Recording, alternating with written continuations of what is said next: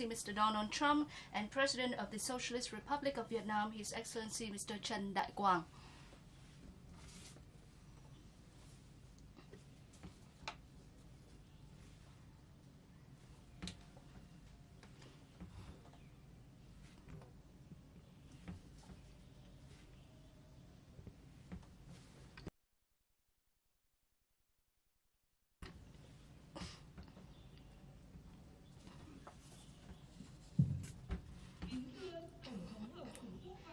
Your Excellency Donald Trump, President of the United States of America, Your Excellency Trần Đại Quang, President of the Socialist Republic of Vietnam, ladies and gentlemen, members of the media, President Trần Đại Quang and President Donald Trump are now hosting a press briefing to announce the results of their talks.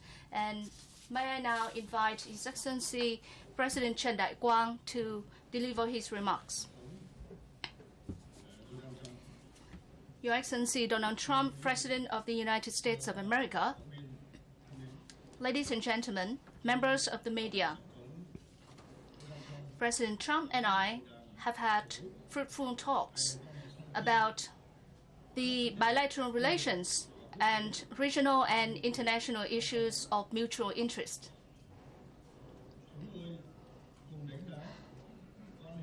We both share the views that the bilateral relations have scored substantial results over the years, delivering enormous benefits to the people of both countries.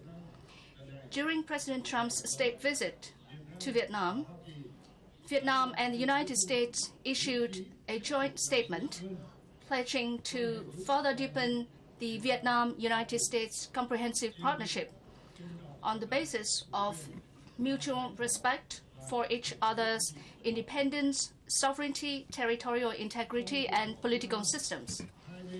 Within the visit's framework, the two sides reached important agreements on economy and trade. Addressing war legacy issues will receive higher priority, and we are committed to collaborate actively on this matter. Vietnam highly values the United States' decision to cooperate with Vietnam on dioxin cleanup at Bien Hoa Air Base after the two countries successfully concluded the dioxin cleanup project at Da Nang Airport. The President and I discussed regional and international issues of mutual interest. We agreed to strengthen our close coordination at regional and international forums to contribute to the maintenance of peace and stability in the region and the world at large. We also agreed on the importance of the ASEAN-United States strategic partnership. We believe that the development of Vietnam-US relations would not only benefit each country, but also contribute to strengthening ASEAN-US relations for peace, stability, cooperation, and development in the Asia-Pacific and the world. The President's state visit to Vietnam marks a milestone in Vietnam-US relations, creating strong momentum for the substantive and effective and stable development of the bilateral comprehensive partnership. I wish President Trump and members of the U.S. delegation a successful visit, and I hope that you will have good impressions of our country and our people. I sincerely thank Mr. President personally and the American people for the warm friendship towards our country and people, and I appreciate the great efforts to develop Vietnam-US bilateral relations. I would also like to thank all American and Vietnamese reporters who are here today. Thank you very much. Thank you, President Trần Đại Quang. May I now invite His Excellency Mr. Donald Trump of the United States to deliver his remarks. Thank you very much, President Quang, and thank you for your tremendous hospitality during my first visit to Vietnam. It is a pleasure to be with you right here in Hanoi. On behalf of the entire American delegation, I want to thank the Vietnamese people for their warm welcome and to reaffirm the strong friendship and growing partnership between our two nations. Travelers from all around the world, including many Americans, come to Vietnam each year to admire your magnificent limestone mountains, cycle through your many winding hillsides, or swim in the majestic Ha Long Bay. Your nation's magnificence brings different people together from around the world in shared appreciation of the great beauty and splendor of your wonderful country. Over the past 2 decades, our two nations have come together to find common purpose based on common interests, and that's what's happening. It is those crucial bonds we're here to reaffirm today. In May, the United States transferred the U.S. Coast Guard cutter Morgenthau to the people and country of Vietnam. Named for U.S. Treasury Secretary Henry Morgenthau, Jr., this vessel once patrolled the coasts of Vietnam during the Vietnam War. Today, the same American vessel, a gift between partners, is sailing the waters of the Pacific on its way to patrol these coasts for the people of Vietnam. This month, we mark Veterans Day in the United States, and out of war and conflict, we have achieved a deep friendship, partnership, and we have achieved peace. Bound by mutual respect and common experience, our veterans laid the foundation for that achievement between our nations. Our decades-long joint humanitarian efforts with the Vietnamese people and government to account for and recover personnel still missing, so important to us. From the war honors, these horrors of this horrendous war, we want our service members support, and we give total support to the families, and we strengthen the foundation of our comprehensive partnership that is so important to us. In the spirit of our friendship, I want to congratulate President Quang for hosting a very successful APEC leaders meeting this week in Da Nang. Congratulations, you did a fantastic job. Thank you.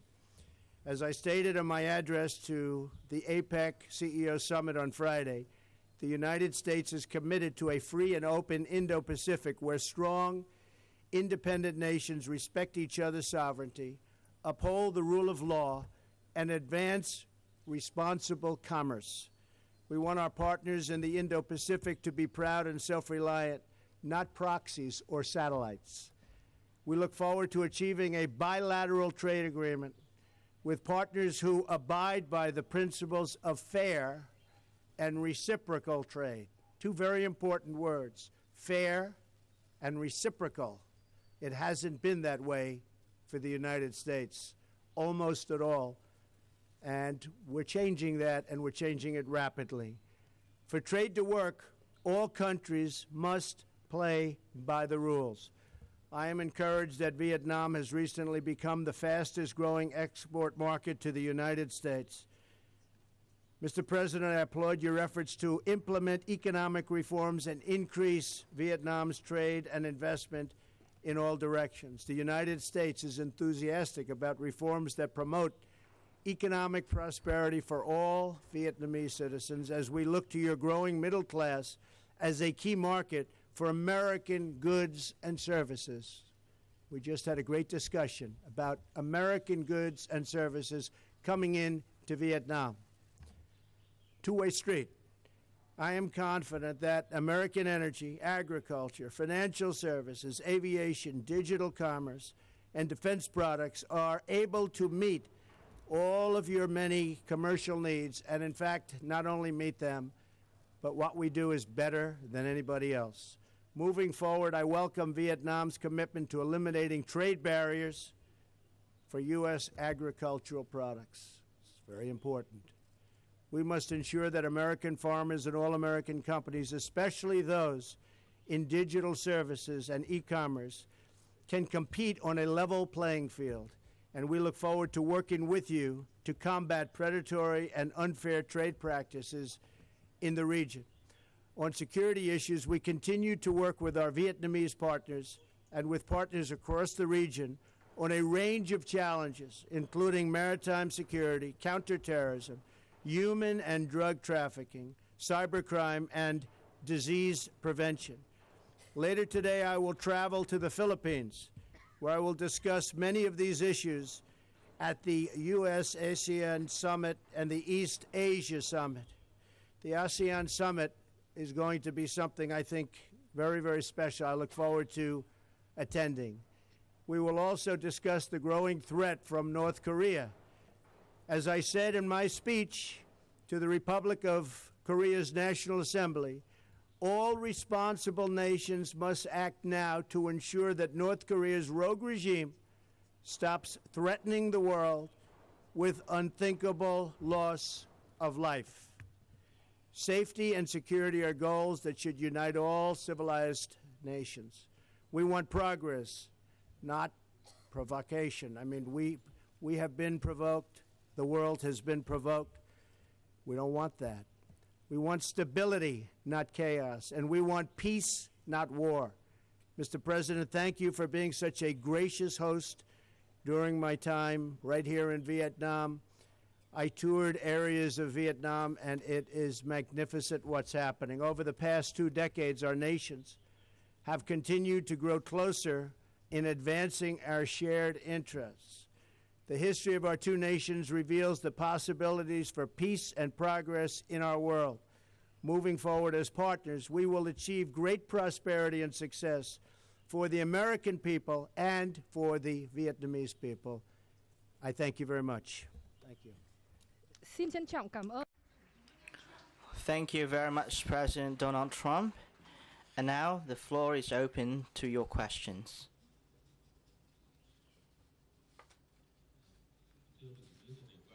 President Trần Đại Quang from Vietnam News Agency. Can you elaborate on the progresses in the Vietnam-U.S. relations over the past years?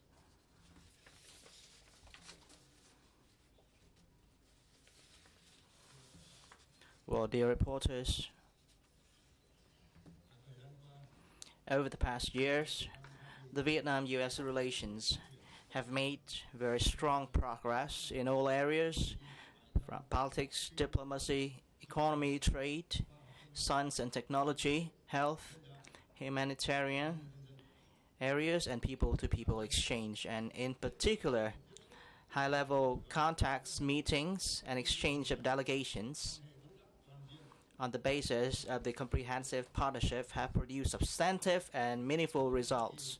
And among them, the visit to the United States by Prime Minister Nguyễn Xuân Phúc in May this year, and the state visit to Vietnam of Honorable President Donald Trump in the very first year of his term of office are the highlights.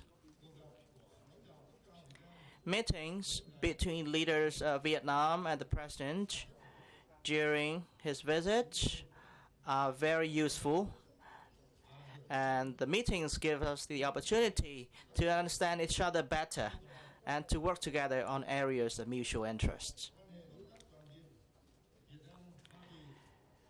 The substantive and effective growth of the comprehensive partnership between the 2 countries have been and will be delivering benefits to our 2 peoples and contributing to the maintenance of peace, stability, cooperation, and prosperity in the region and the world. Thank you.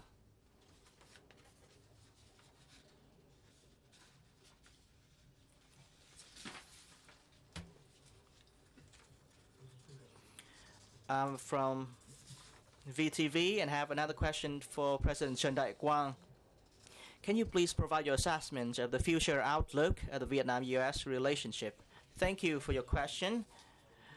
Well, during the talks that I had with the President, we acknowledged that there is still much room for further expansion of the bilateral relations, and we discussed ways and means to further strengthen the cooperation in a more substantive and effective manner in the time to come. And the 2 sides also pledged to increase contacts and dialogues, especially the high-level meetings through bilateral visits and meetings at the sidelines of the regional and international forums. Two sides will also promote the momentum for development of the economic trade investment relations on the basis of mutual interest, minimize the trade investment disputes, and will continue to effectively implement the economic and trade agreements that we have signed. We'll also strengthen cooperation in science and technology, environment, climate change, humanitarian issues, human resources development, and expanding people-to-people exchange.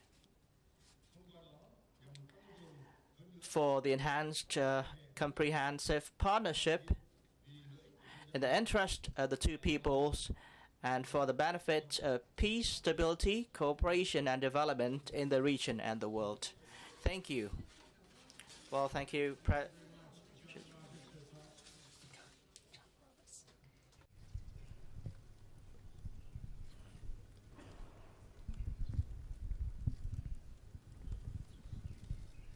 Thank you, Mr. President. And if I could throw a little bit of a change up here, I'll ask both leaders a question as opposed to just one. Okay. Mr. President, to you, if we could first, on the way here to Hanoi from Da Nang, you talked about your meetings with Russian President Vladimir Putin yesterday, in which Yes. you said you received further assurances from him that he did not meddle in the U.S. election. That's true. There was some uncertainty that brewed back in the United States over your statement that you said when he tells me that, I believe that he means it. That was taken in some circles, including Senator John McCain, to think that you believe that he is saying he did not interfere in the election. Could you once and for all, definitively, sir, yes or no, say whether or not you believe that President Putin and or Russia interfered in the election?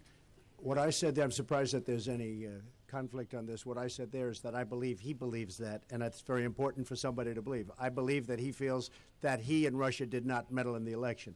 As to whether I believe it or not, I'm with our agencies, especially as currently constituted with their leadership. I believe in our intel agencies, our intelligence agencies. I've worked with them very strongly. There weren't 17, as was previously reported. There were actually 4. But they were saying there were 17. There were actually 4. But as currently led by fine people, I believe very much in our intelligence agencies. Now, at the same time, I want to be able, because I think it's very important, to get along with Russia, to get along with China, to get along with Vietnam, to get along with lots of countries, because we have a lot of things we have to solve. And frankly, Russia and China in particular can help us with the North Korea problem, which is one of our truly great problems. So I'm not looking to stand and start arguing with somebody when there's reporters all around and cameras recording and seeing our conversation. I think it was very obvious to everybody. I believe that President Putin really feels, and he feels strongly, that he did not meddle in our election. What he believes is what he believes. What I believe is that we have to get to work, and I think everybody understood this that heard the answer. We have to get to work to solve Syria, to solve North Korea, to solve Ukraine, to solve terrorism. And, you know, people don't realize Russia's been very, very heavily sanctioned. They were sanctioned at a very high level, and that took place very recently. It's now time to get back to healing a world that is shattered and broken. Those are very important things. And I feel that having Russia in a friendly posture as opposed to always fighting with them is an asset to the world and an asset to our country, not a liability. And by the way, Hillary Clinton had the reset button. She wanted to get back together with Russia. She even spelled reset wrong. That's how it started, and then it got worse. President Obama wanted to get along with Russia, but the chemistry wasn't there. Getting along with other nations is a good thing, not a bad thing. Believe me, it's a good thing, not a bad thing. Okay, second. President Kwan, if I could ask a question of you, there are some people who believe that Vietnam could make an effective facilitator in bringing the United States and North Korea together to at least lay the groundwork potentially for negotiations. What do you believe Vietnam could bring to the table in that regard?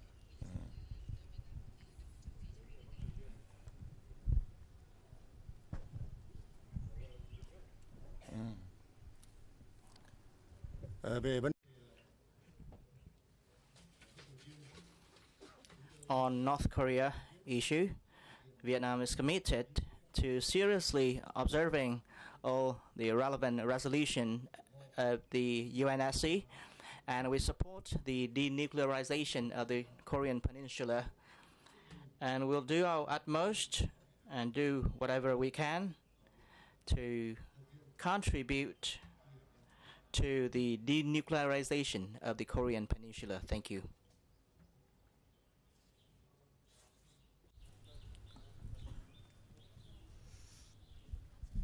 Xin cảm ơn. Thôi nhá. Xin cảm ơn. Well, thank you, President Trần Đại Quang. Tweeted this morning about trying very hard to be friends with Kim Jong-un. Is that really a possibility? What would it take for that to happen at this point? And for President Kwan, could you comment on the President's offer to mediate the South China Sea dispute? Thank you. Steve, I think anything's a possibility. Strange things happen in life. That might be a strange thing to happen, but it's certainly a possibility. If that did happen, it would be a good thing for, I can tell you, for North Korea, but it would also be good for lots of other places, and it would be good for the world. So certainly it is something that could happen. I don't know that it will, but it would be very, very nice if it did.